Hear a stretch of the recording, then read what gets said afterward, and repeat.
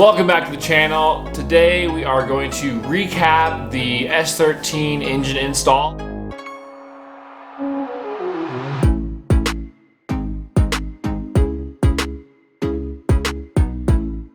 I had a request from multiple people to make a video on everything it takes to put a KA24E out of a D21 into an S13. So what that consists of is a few modifications to the engine itself to make it fit, a little bit of cutting of the trans tunnel if you decide to use the truck transmission, which I'll get into here in a second. Most of the people that I talked to before doing this swap said that it was difficult and kind of not worth it. The KA24 that came in the S13s aren't readily available anymore, and if you find one, they're like a minimum $1,000 and you don't know the condition, so you're kind of going in blind. I prefer having a running vehicle before I pull the motor, so I know it runs, it has oil pressure, it has compression before yanking it out of the donor vehicle.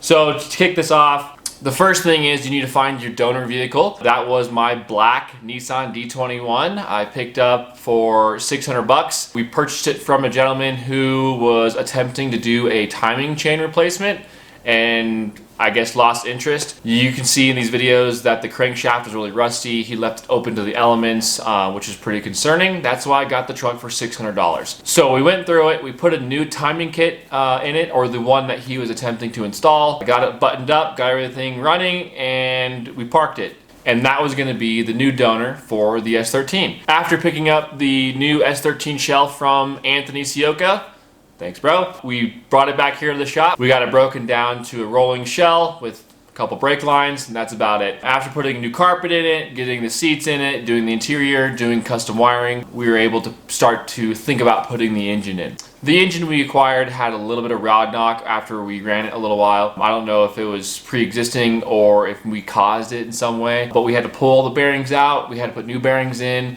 Didn't touch the cylinders or the rings or the pistons. We just did the bottom end and kind of sent it down the road, keeping costs in mind. Didn't want to go over budget and didn't want to spend too much money on the engine that we know is abused its entire life. These trucks, they have hard lives, and that's what they're for. And that's why they're very cheap and readily available. After getting the truck engine pulled out, we had to pull the pan off. You have to move the oil pickup from the back of the engine to the front of the engine, and you can do that by buying an S13 oil pan and pickup tube.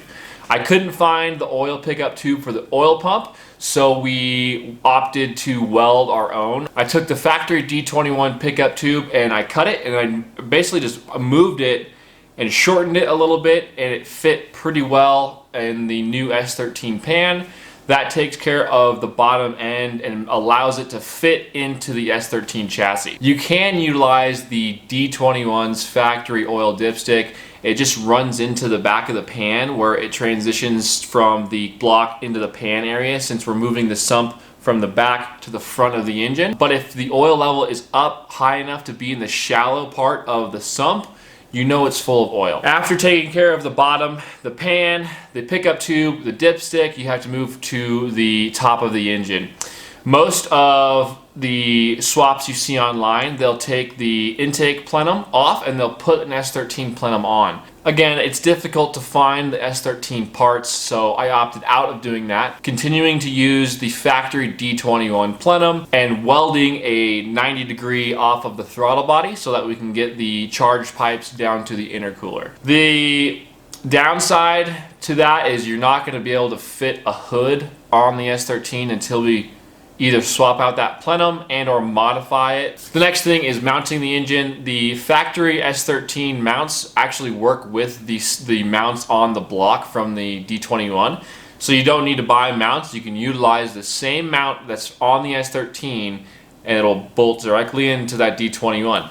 The only thing is you have to make sure those mounts aren't crushed, because there is a pretty tight tolerance between the oil pan and the cross member. I'm probably within, I would say, 1/8 of an inch between my oil pan and that cross member, which could be an issue. I have solid mounted bushings, so it's not going to be moving a lot, but if you're using a factory mount and it's moving around, it'll probably wear through that oil pan and you'll probably grenade the motor. The next thing is wiring. If you have an S13 240SX that came with a KA24E, it should bolt in and run. You shouldn't have any issues with timing. It should be utilizing the same crank sensor, same fuel maps. Nothing should change. Some of the plugs, like the starter plug for the signal, are different. I think a couple more little plugs are different, but the wiring is the same.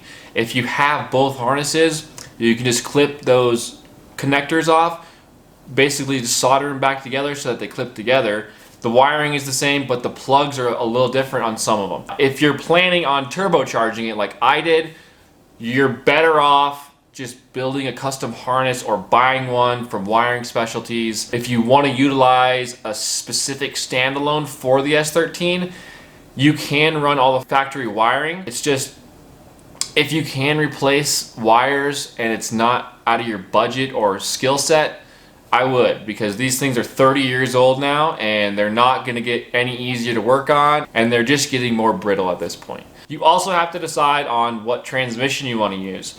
If you can find an S13 transmission, use it. It's the right length. We utilized the entire powertrain from that black D21. The reason being is I didn't want to spend any more money than I needed to get the car on track and get some seat time. We built a custom transmission mount to mount the transmission to the trans tunnel, and then we relocated the hole in the chassis so that we could put the shifter through. When you utilize that transmission, it moves the shifter about 6 inches forward, so you'll have to extend that shifter back to the driver.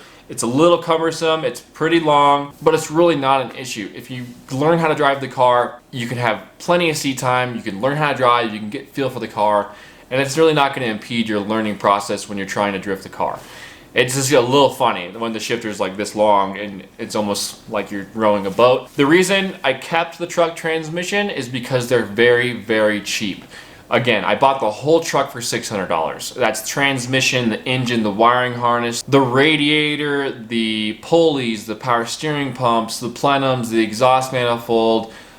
Basically everything to make it run came with that $600 price tag, which you cannot beat. In the future, we may go to a longer transmission if we can find one, but if you go to any U-Pull-It in the States right now, you can find a D21 with that 5-speed transmission for almost nothing. They're everywhere. I mean, every single U-Pull-It has one. They're so cheap and readily available that it's hard to justify finding an S13 trans and using that, unless you're really picky and you don't want to cut a hole in the chassis.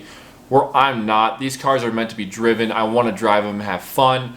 They're gonna get beat up. We're gonna tag some walls. We're gonna hit doors. That's why we do this. So it's not a huge deal to me to cut a couple holes. And that's basically it. If you're really picky and you want to make sure everything is exactly how it came from the factory, you're going to need to get the longer transmission that came in the S13. You're going to need to get the intake plenum so that you have the correct throttle body placement, and you'll have to do all those little things so that you can get a hood on it and stuff like that. This is a seat time car. We're going to be driving this car so that we can learn, we can get better, we can have some fun and shred tires at the track. That's the only reason it's being built. I'm not driving this thing cross country. I'm not taking it on extended road trips. I'm not taking it downtown. I'm not driving it on the streets. This is purely for the racetrack. Other than that, it's the standard stuff. You need fuel lines ran to the engine. You're gonna need your power steering lines adapted from the truck style lines to the car.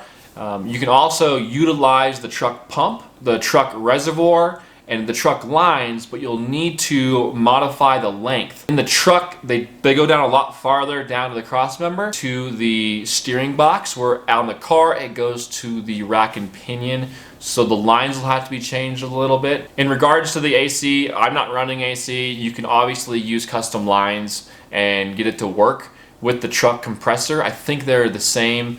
They just have a different line set because the distance between the compressor and the evaporator and the condenser and all that are different from the car. So you can utilize the pump, but we're obviously not doing that because race car and no one has time for that. In the next video, we're going to talk about how much it costs me. This video is simply to detail the process of what it's going to take a KA24E out of a truck and put it into a car.